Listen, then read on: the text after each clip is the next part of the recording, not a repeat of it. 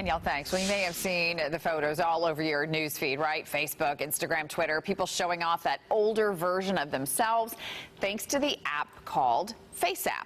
But there are a few things to keep in mind before you hit upload on that picture, or if you've already done it. Joining us this morning is Leslie Samuel. He's a former university professor. He's also the head of training for Social Media Examiner. Great to have you, Leslie. Thanks for coming in this morning. Glad to be here. All right, so this happens, and all of a sudden, all these stories popping up saying, your picture is going to Russia, and who knows what they're using it for, and now everybody is in panic mode.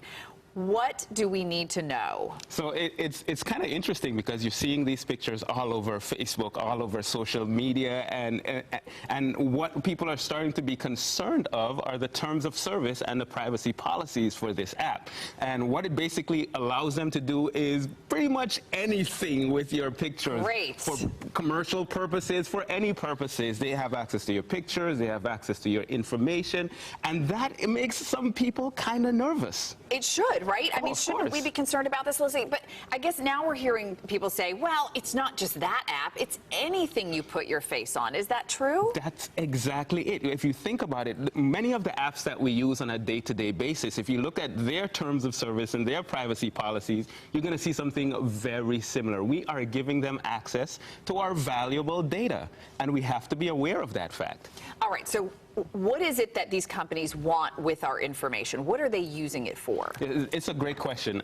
You know, there are a number of things. First of all, when you sign up for the app, you actually have the option to upgrade to their pro version. So a certain percentage of people are going to pay to get access to some of the more advanced features. But then when it comes to your data, once they have access to your data, they can use that in so many different ways. They can aggregate that with all of the data that they have from so many other users. They can use that targeting for advertising. You know, you see the things that you are thinking about, the things that you clicked on. You see that everywhere on the internet. So once they have access to your data, it's actually valuable for them.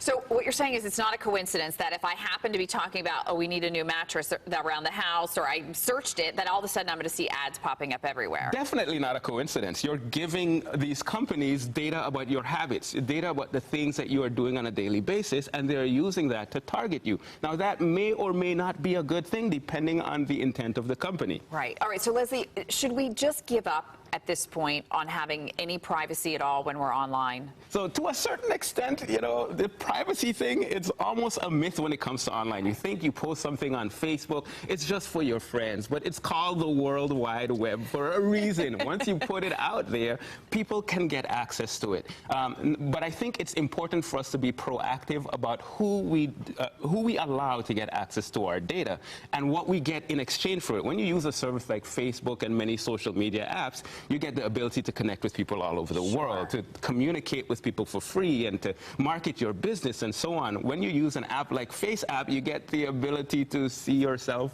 old. Right, why? That was my big question. I'm like, who actually wants to see what they're going to look like when they're old? I don't. Yeah, so it's just a matter of being proactive about deciding which companies you want to allow access to your valuable data. Sure. What's in it for me, right? What's in it for me? What's in it for me? Definitely. You are wonderful. Leslie Samuel, thank you so much for sharing your expertise with us this morning. It's great. Danielle, over to you.